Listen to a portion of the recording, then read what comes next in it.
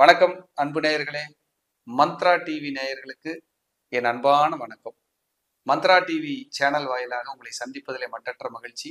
இந்த சேனல்ல வர்ற ஒவ்வொரு நிகழ்ச்சிகளும் ரொம்ப பிரமாதமாகவும் அற்புதமாகவும் இருக்கும். நிச்சயமாக உங்களுக்கு ஜோதிட ரீதியாக ஏதோ ஒரு வகையில் அது வழிகாட்டியாக இருக்கும். தொடர்ந்து பாருங்க, ஆதரவு கொடுங்க, தொடர்ந்து சப்போர்ட் பண்ணுங்க. நீங்கள் இந்த சேனலுக்காக கொடுத்து வருகின்ற ஆதரவுக்கு கோடான கோடி நன்றி. இன்னைக்கு நம்ம பார்க்க இருக்கிற தலைப்பு, மக்கள் அனைவரும் ஆவலோடு எதிர்பார்த்து காத்து கொண்டிருக்கின்ற 2025 2027 சனி பெயர்ச்சி பலன்கள். 2025 மார்ச் மாசம் 29ஆம் தேதி இந்த பெயர்ச்சி நடக்க இருக்கிறது. 12 ராசிக்காரர்களும் எனக்கு சனி பெயர்ச்சி எப்படி இருக்கும், இந்த சனி பெயர்ச்சியிலேயாவது எனக்கு விடிவு காலம் கிடைச்சிடாதா அப்படிங்கிறதுக்காக ஏங்கி காத்து கொண்டிருக்கிற ஒரு காலமாக பார்க்கப்படுகிறது. சனீஸ்வரன் பேரை கேட்டாலே ஒரு நடுக்கம், ஒரு பயம், ஒரு கலக்கம், இது எல்லா மக்களுக்குள்ளே இருக்கும். என்னை பொறுத்தளவுக்கு நீதி, நேர்மை, தர்மம் இந்த சிந்தனையாளர்களுக்கு சனீஸ்வரனால் எந்த பாதிப்பும் நிச்சயம் வராது என்பது என்னுடைய கருத்து, என்னுடைய அனுபவ கருத்து. சனீஸ்வர பகவான் எல்லா கிரகத்தை விட்டு தள்ளி இருப்பார், ரொம்ப லாங்கா இருப்பார். ஒரு ராசி கட்டத்துல சனீஸ்வரன் ஒரு கட்டத்திலிருந்து இன்னொரு ராசி கட்டத்துக்கு நகர்றதுக்கு அவர் எடுத்துக்கிற கால அளவு 2.5 ஆண்டு காலம். குரு 1 வருஷம், ராகு கேது 1.5 வருஷம், சனி மட்டும் 2.5 வருஷ காலம் இருப்பார் ஒரு கட்டத்துல.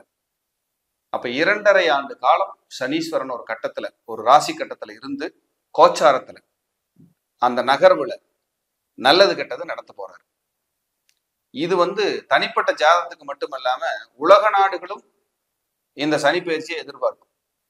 எப்படின்னா, இயற்கை சீற்றங்கள், விபத்து, போர் இதெல்லாம் இப்படியெல்லாம் வந்துருமா, இல்ல மழை வருமா, விவசாயம் செழிக்குமா, நல்லா இருக்குமா, ஆட்சி செய்யறவங்களுக்கு அவங்களுக்கெல்லாம் இந்த சனி பயிற்சியால ஒரு நன்மை தீமை இருக்குமாங்கிற எல்லாமே உற்று நோக்கக்கூடிய ஒரு காலமா இருக்கும். அப்போ இந்திய தாய் திருநாட்டுல எல்லாருமே அந்த அஸ்ட்ராலஜி நம்புறவங்க எல்லாமே இந்த சனி பயிற்சியை கண்டிப்பா ஒரு பெரிய அளவுல எதிர்பார்ப்பாங்க. அப்படிப்பட்ட ஒரு அற்புதமான பயிற்சியை அடியேன் எனக்கு தெரிஞ்ச விஷயங்களை நான் சொல்வதற்காக நான் கடமைப்பட்டிருக்கேன். ரொம்ப சந்தோஷம். ஏன்னா மக்கள் பெரிய ஒரு சப்போர்ட் பண்ணியிருக்கீங்க. அவினாசி ஜோதிலிங்கம் அடியனுக்காக நீங்க நிறைய சப்போர்ட் பண்ணியிருக்கீங்க. உங்களுக்கு எப்பவுமே நான் நன்றி கடன் பட்டிருக்கேன். என்னை நம்பி யாராவது ஒருத்தர் சப்ஸ்கிரைப் பண்ணியிருப்பீங்க, கண்டிப்பா நிறைய பண்ணியிருக்கீங்க. அந்த ஒவ்வொரு சப்ஸ்கிரைபருக்காகவும் நான் கண்டிப்பா உங்களுக்காக எனக்கு தெரிஞ்ச விஷயங்களை நான் உளப்பூர்வமா சொல்வதற்கு நான் கடமைப்பட்டிருக்கேன். அப்ப சனி பயிற்சியை தனி மனிதர்கள் மட்டுமல்லாமல் உலகமே உற்று நோக்குகிறது. அப்ப இந்த சனி பயிற்சி மார்ச் 29, 2025 கும்பராசியிலிருந்து மீன ராசிக்கு பெயர்ச்சி அடைகிறார். மீன ராசிக்கு பெயர்ச்சி அடைகிறார். அப்ப அந்த மீனத்துக்குள்ள வரக்கூடிய சனீஸ்வரன் ஒவ்வொரு தனி மனிதர்களுக்கும், ஒவ்வொரு ஒரு குடும்பத்தினருக்கும், ஒரு குலத்தவர்களுக்கும், ஒவ்வொரு குழுவிற்கும், இந்த உலகத்திற்கும், தமிழக மக்கள் மற்றும் இந்திய தாய் திருநாட்டு மக்கள் அனைவருக்கும் என்ன மாதிரியான நன்மை தீமைகளை செய்ய அது காத்திருக்கிறது என்பதை பற்றிய விவரங்கள். ஒவ்வொருத்தரும் ஒரு ராசி நட்சத்திரத்துல பிறந்திருப்போம். இது உங்களுடைய ராசிக்கு மட்டும் அல்லாமல் உங்கள் லக்னத்துக்கும் பொருத்தி பார்க்கக்கூடிய வகையில தான் நான் சொல்ல போறேன். கோச்சாரம்ங்கிறது ராசிக்கு தான், இது லக்னத்துக்கு நம்ம எப்படி பொருத்தி பார்த்துக்கலாம் அப்படிங்கறது தான் நம்ம இன்னைக்கு விரிவா பேச போறோம். இந்த விஷயங்களை நீங்க பரிகாரங்களோட இந்த பயிற்சியை நீங்க முழுமையா பாருங்க. உங்களுக்கு நான் அழகா என்ன அப்படிங்கிறத சொல்றேன். இது உங்க ஜாதகத்துல தசா புத்திகள்னு உங்களுக்கு ஒண்ணு நடக்கும். அதையும் நம்ம பொருந்தி பார்க்கும் போதுதான் பலன்கள் சரியான பலன்களா நீங்க எடுத்துக்கொள்ள வேண்டும். இப்ப நம்ம பேசுறது பொது பலன். ஏன்னா ஒரு ராசினா ஒரு 50,000 பேர் பிறந்திருப்பாங்க. ஆனா அவங்களுக்கு வேற வேற தசா புத்திகள் நடந்துகிட்டு இருக்கும். அப்ப சுய ஜாதகத்தையும் நீங்க ஆய்வு செஞ்சு இந்த சனி பெயர்ச்சியை பொருத்தி பார்த்து பலன் எடுப்பதுதான் சால சிறந்தது அப்படிங்கிறத இந்த பதிவின் மூலியமாக உங்களுக்கு நான் தெரிவிக்க விரும்புகிறேன். முதல் ராசியா மேச ராசி அன்பர்களுக்கு இந்த சனி பெயர்ச்சி பலன்கள் எப்படி இருக்குன்னு பார்த்துக்குவோம். இது மேச ராசி மேச லக்னம், ரெண்டுக்கும் நீங்க பொருத்தி பார்த்துக்கலாம். ஆனா பெயர்ச்சிங்கிறது ராசிக்காக மட்டும்தான் பார்த்துக்கிட்டு இருக்காங்க. உங்க லக்னம் மேசமா இருந்தாலும் அதுவும் பொருந்தி போகும் அப்படிங்கிறது என்னுடைய ஆய்வு. மேசம் காலச்சக்கரத்துக்கு முதல் ராசி. உங்கள் ராசியில பாருங்க, அந்த சனீஸ்வரன் வந்து நீசமடைவார். மேசத்துலதான் நீசமாவார். அது செவ்வாயினுடைய வீடு, சூரியன் உச்சமாகிற வீடு, முதன்மை வீடு, முதல் ராசி. இப்படி தனிப்பட்ட முறையில் ஒரு புகழ்மிக்க ஒரு நல்ல ஒரு விஷயமாக மேசராசி புகழ்பெற்ற ராசியாக புவியில் விளங்குகிறது. அப்படி மேசராசி அன்பர்களுக்கு இந்த சனீஸ்வரன், இந்த சனிப்பெயர்ச்சி உங்க ராசிக்கு என்ன செய்ய போறார் அப்படிங்கிறத விரிவா பார்க்கிறோம். உங்க ராசிக்கு இவ்வளவு காலம் 11ஆம் இடத்துல இருந்தார். அவர் இனி 12ஆம் இடத்துக்கு வந்து உங்களுக்கு 7.5 சனியாக மாறுகிறார். அப்ப எல்லாத்துக்குமே மனசுக்குள்ள ஒரு பயம் இருக்கும். ஐயோ, நமக்கு 7.5 சனி வருது, என்ன நடந்துருமோ அப்படி. ஒண்ணுமே இல்லை, பயப்படவே வேண்டாம். பேராசப்படாம ஒவ்வொரு விஷயத்தையும் யோசிச்சு வீணான வம்பு வழக்குகளுக்கு போகாம அமைதியா இருந்தீங்கனாலே 7.5 சனி வந்ததும் தெரியாது, போறதும் தெரியாது. ஆனா உங்களை தேடி எல்லாம் வரும். இறைவனை சரணாகதி அடைஞ்சு பிரார்த்தனைகள் மூலியமா நீங்க வெல்ல முடியும். என்னுடைய கருத்து இதுதான். ஏன்னா கஷ்டம்ங்கிறது எல்லாத்துக்கும் இருக்கும். அதுல நம்ம எப்படி சரி பண்ணிக்கணும், எப்படி அடுத்த கட்ட நகர்வு இருக்கணும் அப்படிங்கிறத நம்ம பார்க்க போறோம். அப்ப 12ஆம் இடத்துல இருக்கிற சனீஸ்வரன் விரயச்சனியா வர்றார். அப்ப நீங்க முதல்ல என்ன பண்ணணும், உங்க காசு, உங்க பணம் உங்ககிட்ட எவ்வளவு இருக்கோ அதுக்கு தகுந்த மாதிரி சுப விரயங்களை பண்ணிக்கணும். உதாரணத்துக்கு எங்கிட்ட 10,000 ரூபாய் இருக்கு சார்னா, 10,000 ரூபாய்க்கு ஒரு கிராம்ல காயின் எடுத்து வைக்கலாம், கோல்டு. இல்ல என்கிட்ட 2,000 ரூபாய் இருக்கு அப்படின்னா சும்மா ஒரு 2 கிராம்ல இல்ல ஒரு 10 கிராம்ல வெள்ளி எடுத்து வைக்கலாம். இது சுப விரயம் தான். இந்த 7.5 சனி 2.5 வருஷம் இருக்கு. ஒரு 5 மாசம் 6 மாசத்துக்கு ஒரு தடவை சின்ன சின்ன சுப விரயங்களை நீங்க பண்ணிக்கங்க. முடியலையா, 10 பேருக்கு சாப்பாடு ஆக்கி ஒரு புளியோதரையோ ஒரு தயிர் சாதமோ அன்னதானமோ பண்ணுங்க, நல்லா இருக்கும். உங்க ராசிக்கோ அல்லது மேச லக்னமாக இருந்தால் உங்க லக்னத்துக்கோ 12ஆம் இடத்துல சனி வராது. முதல்ல மருத்துவ செலவு வராம உடம்பு ஆரோக்கியமா பார்த்துக்கங்க. உணவு கட்டுப்பாடு கரெக்டா வச்சுக்கோங்க. அவர் 12ஆம் இடத்துல இருந்து பார்க்கிற இடத்துக்கு சனிக்கு பவர் அதிகம்னு சொல்லுவாங்க. அவர் நேரம் 2ஆம் இடத்தை பார்ப்பாரு. பேச்சை குறைச்சிக்கங்க, அமைதியா இருக்கு. என்ன பேசணுமோ அதை மட்டும் பேசுங்க, என்ன சொல்லணுமோ அதை மட்டும் சொல்லுங்க. இதுல யாராவது பேச்சுதான் தொழில் அப்படின்னா யோசிச்சு யூகிச்சு நிதானமா பேசுங்க. நீங்க வட்டி வரவு செலவு பண்ணிட்டு இருக்கீங்க, பணம் பரிவர்த்தனை பண்ணிட்டு இருக்கிறீங்கன்னா 2ஆம் இடம் தான் பணம், பொருளாதாரத்தை கொடுக்குற. அதுல கவனமா இருக்கு. உங்க பல், கண்ணு, தொண்டை, இந்த இடங்கள் எல்லாம் வியாதிகள்ல டிஸ்டர்ப் ஆகாம பாத்துக்குங்க. மெயினா இப்பவே லேசா எட்டி பாத்துக்குங்க, கவனமா இருங்க. 2ஆம் இடம்ங்கிறதுனால பேசுற பேச்சுனால உறவுகளை கெடுத்துக்காதீங்க. 2ஆம் இடம் என்பது வருமானம், அது கொஞ்சம் ஸ்லோவாகும், தடையா வரும். அதுக்காக கவலைப்படக்கூடாது. கொஞ்சம் டிலே ஆகி வரும், ஆனா வந்துடும்.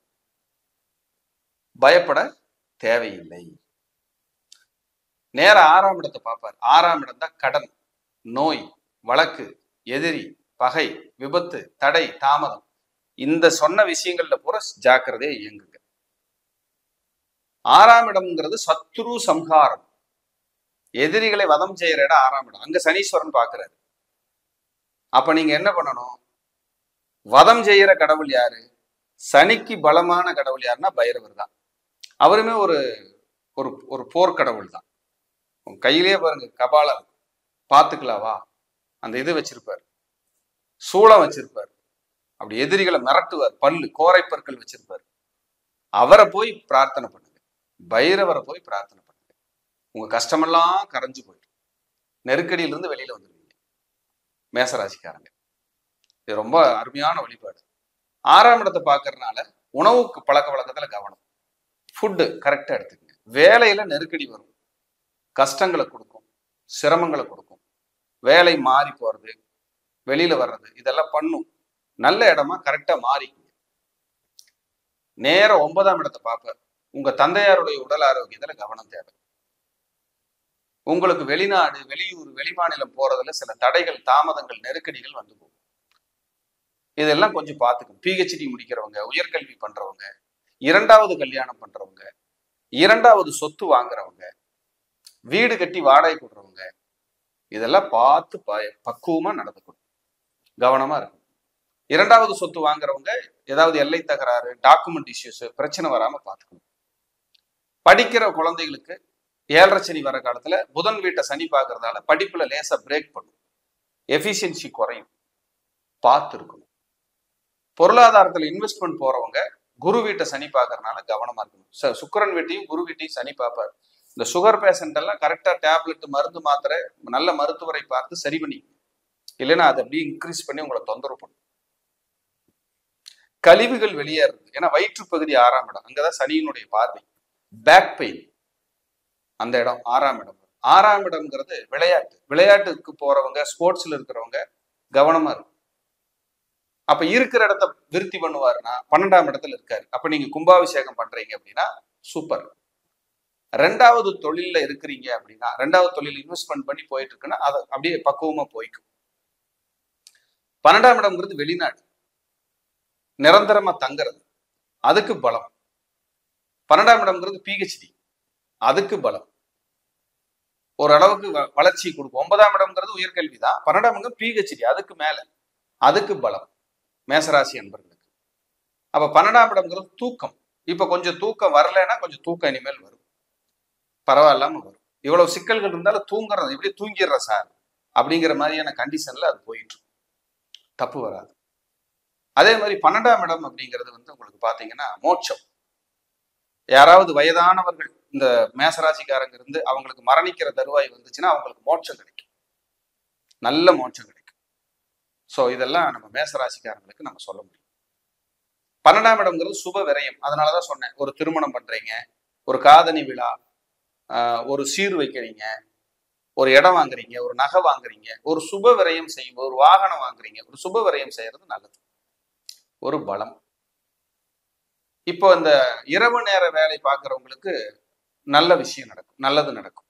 இப்போ நீங்க இந்தியாவில், தமிழ்நாட்டில் ஒர்க் ஃப்ரம் ஹோம் இருக்குன்னா, உங்களுக்கு எங்க நீங்க இருக்கிற ஊர்ல இருந்து எந்த நாடு இருட்டா இருக்கோ அந்த நாட்டில இருந்து வருமானம் உங்களுக்கு அதிகரிக்கும்.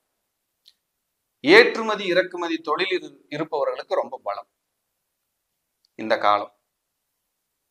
குழந்தை பேர் இல்லாதவர்களுக்கு சில மருத்துவ பார்த்து அப்புறம் குழந்தை கிடைக்கும், மருத்துவம் பார்த்து. 3வது குழந்தை நான் பெற்றுக்கலான் இருக்கேன் சார்னு ஒரு ஐடியா இருக்கு சிலருக்கு, அவங்களுக்கு கொஞ்சம் பார்த்து கவனம். ஏன்னா 9ஆம் இடத்தை சனி பார்க்கிறார் இல்லையா, அவங்களுக்கு கொஞ்சம் கவனமா இருக்கும். 9ஆம் இடம்ங்கிறது உங்களுடைய புகழ், உங்க புகழுக்கு பங்கம், களங்கம் வராம கண்டிப்பா பார்த்துக்கணும். 9ஆம் இடம்ங்கிறது தூர தேச பிரயாணம், லாங் டிராவல், ஆன்மீக பயணங்கள் போகும்போது ஜாக்கிரதையா போய் வரணும். சண்டை வந்துடும். ஃபேமிலியோட போனேன் சார், காசி போலான்னு போனேன், பயங்கர சண்டை சார், பெரிய பிரச்சனை சார் அப்படின்னு உங்களை போட்டு ஒரு உழுக்கு உழுக்கும். இதையெல்லாம் அப்படி பார்ப்பார். உங்க குழந்தைகள் இருப்பாங்கல்ல, முதல் குழந்தை, அவங்களுக்கும் உங்களுக்கு வாக்குவாதம், யுத்தங்கள் வராம பார்த்துக்கணும். அப்ப இதுல நல்லதே இல்லையா சார் அப்படின்னா, உங்க தசா புத்தி சிறப்பா இருந்ததுன்னா இதையெல்லாம் சமாளிச்சு நீங்க டிராவல் பண்றதுக்கு சேஃப்டியா இருக்கும். ஆனாலும் 7.5 சனி தான், அதோட தாக்கங்கள் இருக்கும். இந்த காலகட்ட ஜாமீன் கையெழுத்து போடுறது, வண்டியில வேகமா போறது, வாக்குவாதம் பண்றது, சண்டை சச்சரவு பண்றது, இதெல்லாம் ஆகவே ஆகாது. வேலைய விரயம் பண்ணிட்டு ரிசைன் பண்ணிட்டு போயிடலான்னு தோணிப்போம் உங்களுக்கு. பதவி உயர்வுக்காக காத்திருந்த என்னை ஏமாத்திட்டாங்கன்னு பழிச்சொல் வரும், மனசு வலிக்கும். இதெல்லாம் இந்த 7.5 ஸ்டார்ட் ஆகும் போது உங்களை அப்படியே லேசை அசைக்கும், எட்டி பார்க்கும். பயப்பட தேவையில்லை. கால பைரவர் தலை சிறந்த வழிபாடு, ஆஞ்சநேயருடைய வழிபாடு, இதெல்லாம் நீங்க பண்ணிக்கிட்டே வாங்க. ஒரு ராசிக்கு எடுத்துட்டீங்கன்னா 15-20 வழிபாடு இருக்கு, எல்லாரும் செய்ய வேண்டியதில்லை. உங்களுக்கு இந்த வழிபாடு உங்களுக்கு சப்போர்ட் பண்ணும். பெருமாள் வழிபாடு, ஆஞ்சநேயர் வழிபாடு, காலபைரவர் வழிபாடு, இதுல ஏதாவது ஒண்ணு செஞ்சா போதும். அபிஷேகங்களுக்கு கூட கொடுங்களே, காலபைரவருக்கு சனிக்கிழமை போய் அபிஷேகம் பண்றாங்கன்னா அபிஷேகம், வில்வ இலைகளால் அர்ச்சனை செய்யுங்க, ரொம்ப சிறப்பா இருக்கும். வில்வ இலைகளால் அர்ச்சனை செய்யுங்க, வழிபாடு பண்ணுங்க. இந்த கஷ்ட நஷ்டங்கள்ல இருந்தெல்லாம் நீங்க வெளியில வரலாம். சும்மா 7.5 சார் பயமே வேணாம். இருக்கும் இடத்தில் இருந்து கொண்டால் எல்லாம் சௌக்கியமே. பயந்துக்கவே வேண்டாம், ரிலாக்ஸா இருங்க, கரெக்டா போங்க. நீங்க உங்க வீட்டுக்கு பக்கத்துல உங்க ஜோதிட தெரிஞ்ச ஜோசியர்கள் நண்பர்கள் இருப்பாங்க, ஜோதிடர் குடும்ப ஜோதிடர் அவங்க கிட்ட கொண்டு உங்க ஜாதகத்தை காட்டுங்க. இன்னொன்னு சொல்றேன், நீங்க எப்ப ஜாதகம் பார்த்தாலும் ஃபேமிலி ஜாதகமா பாருங்க. ஏன்னா உங்க ஜாதகம் ஃபால்ட்டா இருக்கும்போது உங்க மனைவியோ உங்க பொண்ணோ உங்க பையனதோ எங்கோ ஒரு பக்கம் தந்தைக்கோ இல்ல உங்க கணவருக்கோ சப்போர்ட்டிவா இருக்கும். அது கேட்கும்போது ஒரு ஆறுதல் நமக்கு. சரி நமக்கு கொஞ்சம் கெட்டு இருந்தாலும் மகன் ஜாதகப்படி இல்ல மனைவி ஜாதகப்படி கொஞ்சம் சப்போர்ட்டிவா தான் இருக்கு, நம்ம நகர்ந்துக்கலாம் அப்படிங்கிற அந்த கான்ஃபிடென்ட் நமக்குள்ள வரும். அப்படி மேசராசி அன்பர்களுக்கு ஒரு மனசுல இனம் புரியாத ஒரு கவலைகள் பயமும் இப்ப மெல்ல ஸ்டார்ட் ஆகும். தூக்கம் இனி கொஞ்சம் நல்லா வரும். இனிமேல் இவ்வளவு நாள் தூக்கம் கெட்டு இருந்ததுன்னா ஷெட்யூல்டு பண்ணிக்குவீங்க. இந்த வேலை இப்படி இந்த வேலை இப்படின்னு அப்படியெல்லாம் உங்களுக்கு ஷெட்யூல்டு ஆகும். நல்லபடியா இருக்கும். நெருங்கிய க்ளோஸா இருக்கிற நண்பர்கள் எல்லாம் கொஞ்சம் பிரிகிற காலம் ஆகும். உறவுகளுக்குள்ள சில கசப்புகள் எல்லாம் வர்றதுக்கு காலம். இதெல்லாம் நிதானமா இருக்குங்க. கவனமா வேலை உண்டு நீங்க உண்டுன்னு உங்க வேலையை ஹார்ட் ஒர்க் பண்ணுங்க, கவனமா பண்ணுங்க, சூப்பரா இருப்பீங்க. வாழ்த்துக்கள். மீண்டும் ஒரு நல்ல பதிவில சந்திக்கிறேன். நன்றி, வணக்கம், வாழ்க வளமுடன். இந்த சேனல்ல வர்ற ஒவ்வொரு நிகழ்ச்சிகளும் ரொம்ப பிரமாதமாகவும் அற்புதமாகவும் இருக்கும். ஆதரவு கொடுங்க, தொடர்ந்து சப்போர்ட் பண்ணுங்க. நன்றி, வணக்கம்.